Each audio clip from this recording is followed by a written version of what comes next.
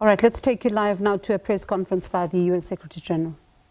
By the US President of an agreement for Hamas to relinquish their weapons and for Israel to withdraw its forces from Gaza. Let me be clear, the fighting must stop on all fronts in the region. International navigation rights and freedoms in and around the Strait of Hormuz and Bab el-Mandab must be fully restored, and diplomacy must prevail. Dear members of the media, conflict is not the only force placing people at risk. Even as we grapple with war and instability, another crisis is accelerating, one that respects no borders and is devastating lives and livelihoods across the globe. 2 months ago, I warned that El Niño was arriving on our doorstep. Now it is inside the house and turning up the heat. We have already endured the summer of extremes, record-shattering heat domes, apocalyptic wildfires raging in Spain, France, and far beyond.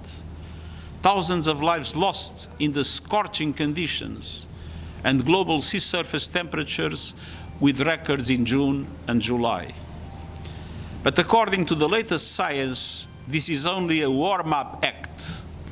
New forecasts released today by the World Meteorological Organization provide a stark picture of the period from August through October.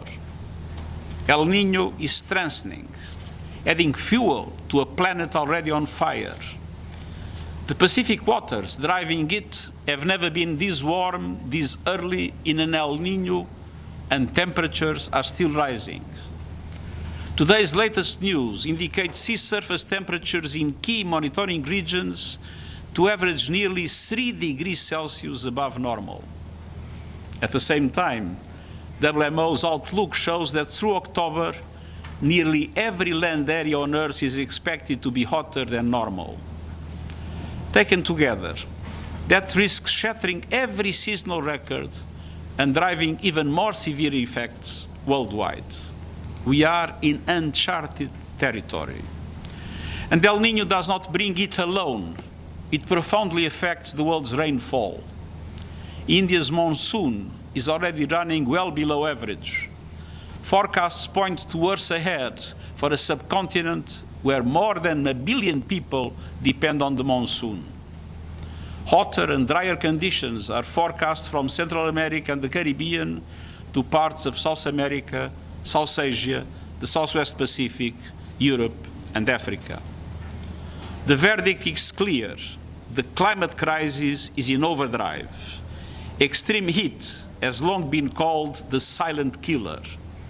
Yet even that description may understate the crisis because its deaths are vastly undercounted around the world. Many fatalities linked to extreme heat are never recorded as such, even when heat plays a decisive role. What we do know is deeply alarming. It is claiming lives on a growing scale, day after day, in every region of the world. It's also putting an enormous share of the global workforce at risk, exposing billions of people to dangers and often life-threatening conditions. And behind all of the numbers are people, families trapped in unsafe homes, workers forced to choose between their health and their income, children unable to learn, hospitals and power grids under pressure, roads buckling and railways failing, supply chains disrupted and food prices rising, entire cities struggling to function.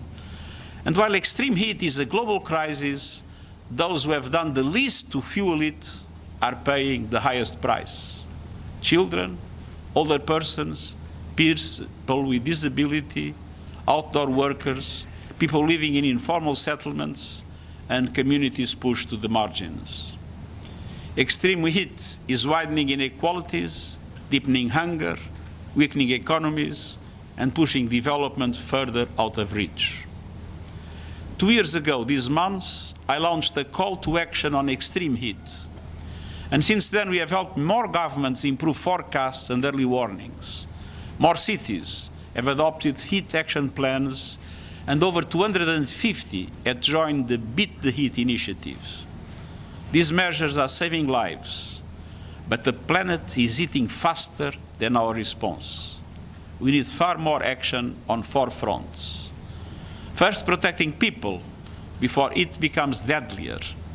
Every city and country should have its health action plans, early warning systems, and public health measures that reach every community in time. And access to sustainable cooling must expand urgently and equitably. Extreme heat is a society-wide threat and demands a government-wide response. Second, make work safer. Take the garment industry. More than 90 million workers, most of them women. In 17 of its 23 biggest production hubs, dangerously hot days have jumped by more than 10% in 2 decades. Yet most global brands set no heat standard for the factories that supply them. Governments and employers must set its standards, adjusting working hours and protect incomes when work must stop. No one should have to risk their life to earn a living. Third, build and retrofit for the heat that is coming. Protection from extreme heat must be designed in our cities, homes, schools and hospitals, and factored into every plan and public budget. And fourth and fundamentally, the world must stop fueling the crisis. We hear much about record heat, drought and wildfires, but not enough about the real change that is driving these events, the accelerating climate crisis powered by fossil fuels. It's time to stop treating each disaster as an isolated tragedy and recognize the systemic risk that is unfolding before our eyes. And make no mistake, the costs of fossil fuels are measured not only in climate disasters, but also in energy insecurity and geopolitical instability, as we see playing out today in the Middle East and beyond. Every new fossil fuel project approved today makes tomorrow heat waves more dangerous and our world less secure. Yet some governments still plan to produce more than twice as much fossil fuel in 2030 as the 1.5 degree limit allows. And fossil fuels still enjoy trillions of dollars a year in subsidies and underpricing. We are spending too much public money fueling the crisis and too little protecting the people from it. More coal, oil and gas will lead to a more combustible future. Today's findings show that extreme heat is not a future threat. It is here. It is becoming more dangerous, and unless we act to protect people and tackle the root causes of the crisis, it will become deadlier still. The warm-up act is over. We cannot afford to wait for the main event. Thank you. We'll now turn to questions. First question goes to the ED letter. Thank you very much, Mr. Secretary-General. Edith Lederer from the Associated Press, and have a good summer.